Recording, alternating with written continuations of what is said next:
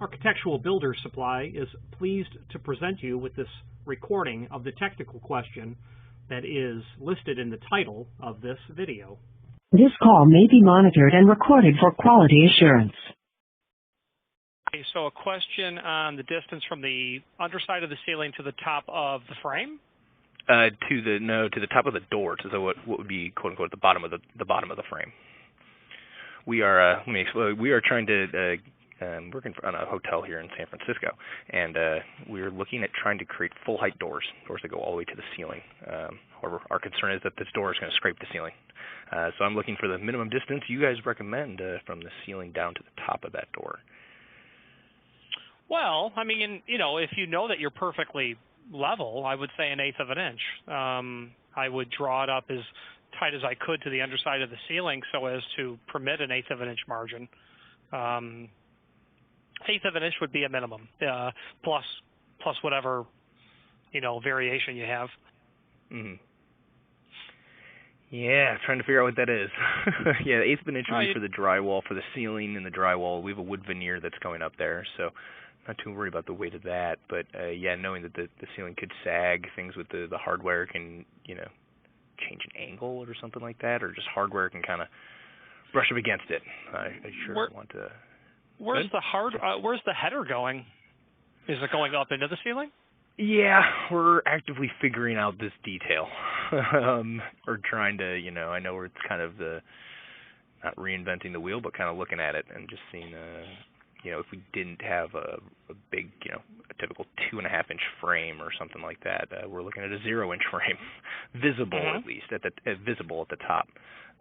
So we've figured out kind of details of how we can get the drywall over to meet the frame and provide a little reveal and stuff like that. But yeah, my main concern is that in a year or two from now, there's gonna be a big old arc, 3-foot radius arc on that ceiling. So right. Yeah. So I mean, long term, anything's going to succumb to the pull of gravity. Right. And not creating a maintenance problem. That would be kind of cool though, because if you could solve the problem with the ceiling, you could run your jams up into the above your suspended ceiling. Exactly. Not even have a stop up there.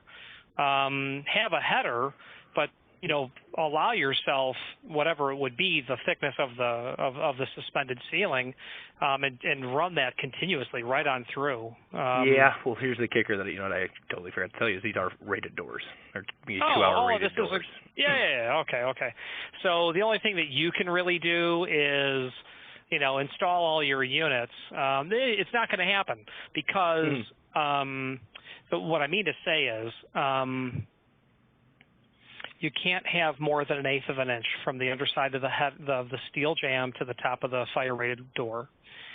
That would exceed NFPA permitted gap. Sure. So if you were to run your ceiling right up to the face of the frame, what would be the minimum distance we could get with that frame? 1/8 of an I'm inch. tempted to say like 3/4 of an inch just to be sure, but.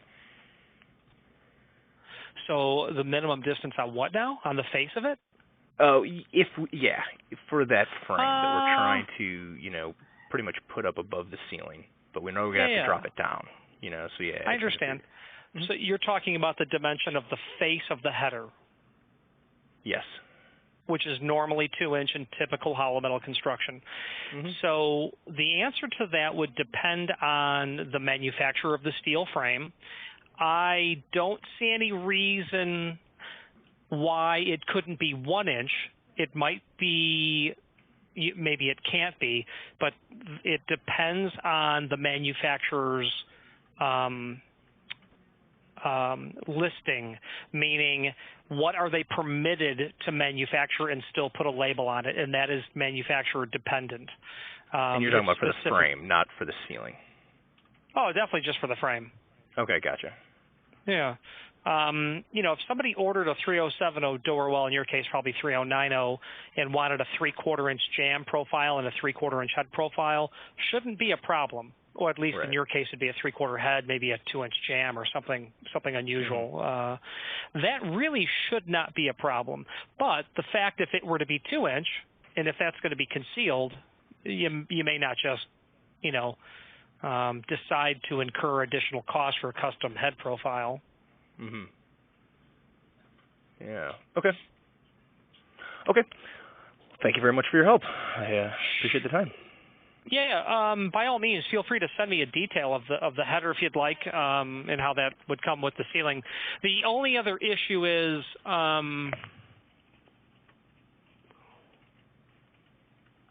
long as there's no hardware up there, a parallel arm bracket closer is not going to be a problem, but anything that has to go above there is going to be an issue. A strike plate in the header, if it was a pair of doors, everything would have to be latched to the strike jam. I think the only issue is making sure the ceiling doesn't give you trouble long term. Right. Yep. That's what I'm looking at. I think you could do it though. You might use a method of hanging that ceiling that A, can be adjusted, and B, not going to succumb. Like if you literally had threaded rod and turnbuckles and you could secure it in such a way, at least over the door area, I don't know that I'd be overly concerned with it. How many openings do you have? 2. Oh, okay. I'm pretty sure you guys could engineer that so that's not going to sag on you. Even if you ran threaded rod with turnbuckles, that stuff is not going to stretch. I wouldn't worry about it. It'd be the panels themselves sitting in your grid that might, relax a little bit. But there you go. Okay. Cool.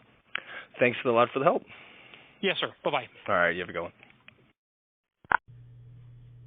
Architectural Builders Supply hopes you have enjoyed this program.